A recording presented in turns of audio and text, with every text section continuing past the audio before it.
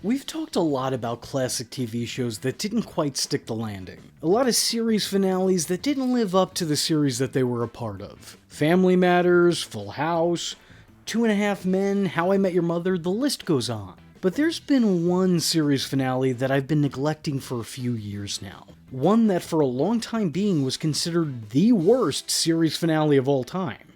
Or at least the worst series finale to a sitcom of all time. I binged all those Seinfeld episodes. Oh, yeah?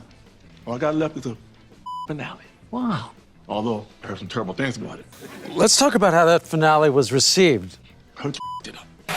Thanks for letting me take part in another hugely disappointing series finale. I know that finale, whatever you want to call it, that bugs Larry in a way that only Larry can be bugged. I also don't know what any human being could have written that would have lived up to the hype and the expectation. And this may be one of my more controversial opinions here. This is what the kids call one of them hot takes. But I've never understood the hate that the series finale of Seinfeld got. Maybe it's just because I've seen a lot worse series finales since this one first aired, or maybe it's because I wasn't a fan of the series when the show initially ended. But I always thought this ending was, well, kind of alright, actually. As a matter of fact, I would even say that the last episode felt like a return to form, having a little bit more flair than a lot of the episodes from the last season, and, well, maybe even the one that preceded it. I can definitely feel Larry David's influence behind the scenes on this one, returning after leaving the series back in Season 7. The show gets very meta, as it definitely was known to do, especially when considering that the behind-the-scenes stories of Seinfeld were usually the ones that ended up in front of the cameras. The last episode of the Seinfeld show ends with the first episode of Jerry's show. The in-world show based on the show it's a part of gets greenlit, and just as things are looking good for the gang, well, everything goes wrong. Though I suppose that's not due to no fault of their own. Jerry, George, Kramer, and Elaine witness a mugging, and rather than coming to the aid of the victim, they commentate and crack jokes on him. This leads to our leads being arrested due to some new Good Samaritan law. A law which basically states if you see something, say something, or else. The rest of the two-parter surrounds a trial, featuring a whole slew of major and minor characters from past episodes, all brought together in an effort to determine the morality of the show's mainstays. And unsurprisingly, after almost a decade of absolute insanity and their own self-centeredness, they've made a lot of enemies along the way. What proceeds is a bunch of callbacks and cameos. The episode brings back fan favorites and gives its audience an update on all the characters whose lives had been worsened thanks to knowing the ensemble cast, whether they be justified or not. The whole premise sums up the group pretty well, showcasing the series staples as selfish and sardonic, finally being punished for their bad behavior, but still remaining overall unchanged by it. This to me was the perfect send-off for these particular characters, and for a show specifically like this. Not to say that I don't understand where a lot of the complaints are coming from, because, well, I do. For one reason or another, I think that there was a portion of the fandom that was upset by this finale because there wasn't much finality to it. There was kind of this formula for goodbye episodes that sees our characters set off into the sunset with a new direction or a sense of a happily ever after. But is that really the ending you want to see for these characters? No one wants to see Kramer find love or George come into millions. This just wasn't that show, and it was never going to have that ending. These characters were never going to progress as people with the plot, or develop past their initial dynamics, because there was always two unwritten rules when it came to Seinfeld. No happy endings, and no lessons learned. And I think this ending was very indicative of that.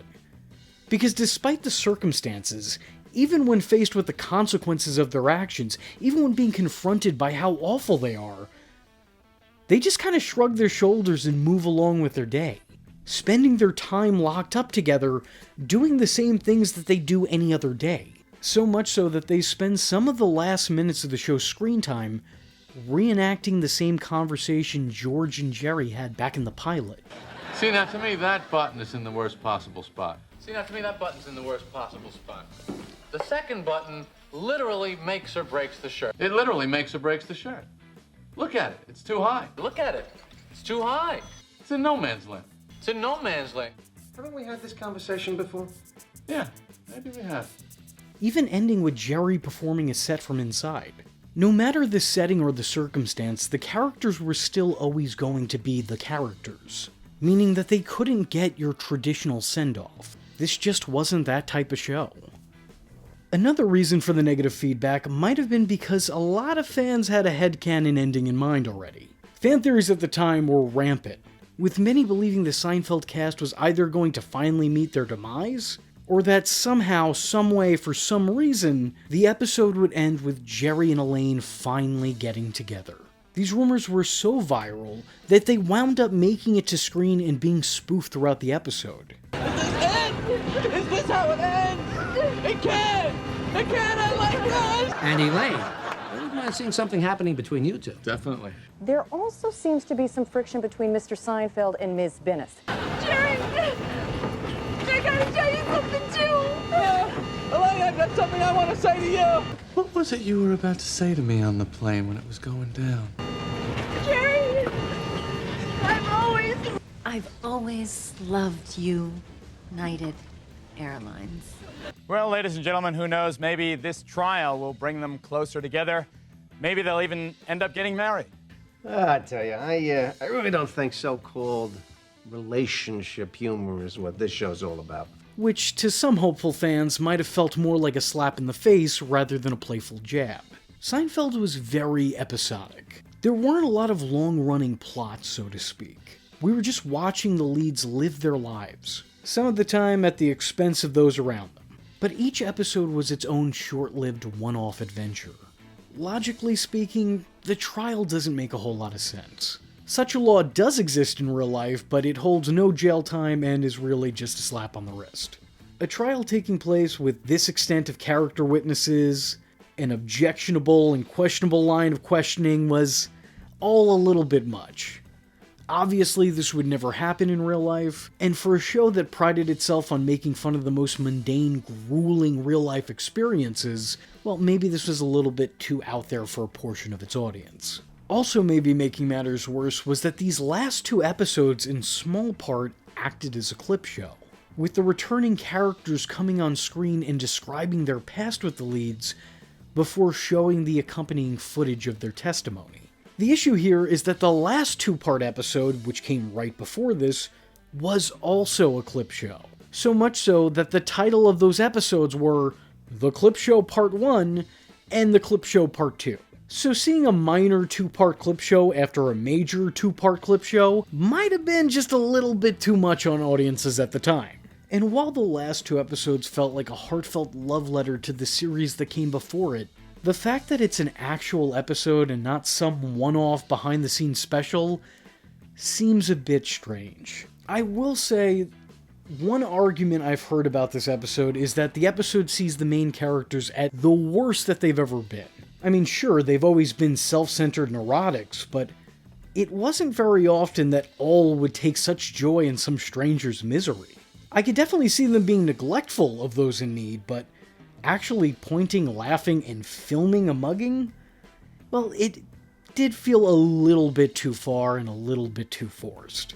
While the fans and even many of the Seinfeld cast would come to dislike this ending and be very open about their dislike for it, its writer Larry David has remained adamant that the show's ending worked. As a matter of fact, he was so sure of it that despite the backlash, he'd basically recycle and repeat the finale plot in the finale to his other show, Curb Your Enthusiasm.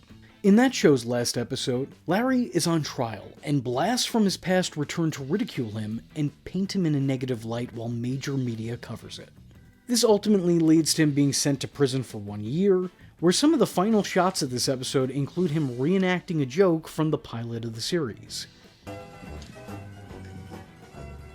Look at this. Hey, look at this. What do you call that? I got a tent. It's a pants tent. Pants tent. Like a 5-inch bunch up I got here. Yeah, I got a 5-inch bunch up here. Only for this cinematic deja vu to be broken up by who else but Jerry Seinfeld.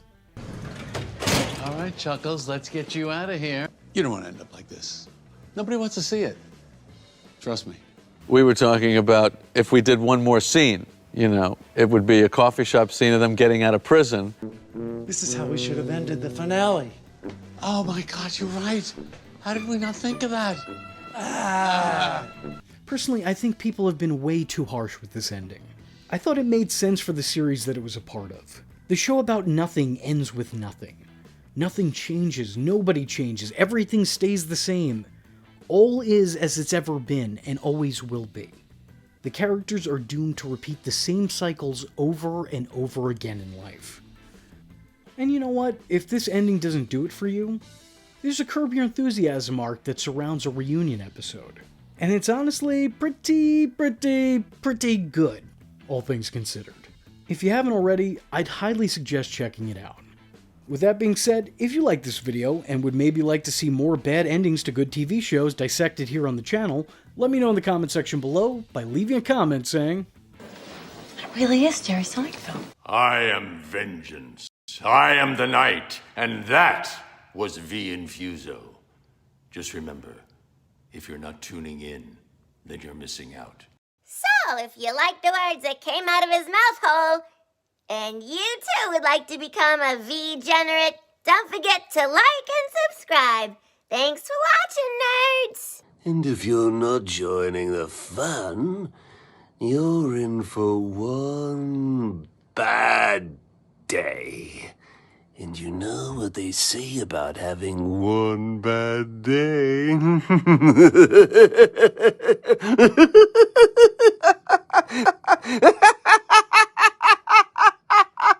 Catch him next time.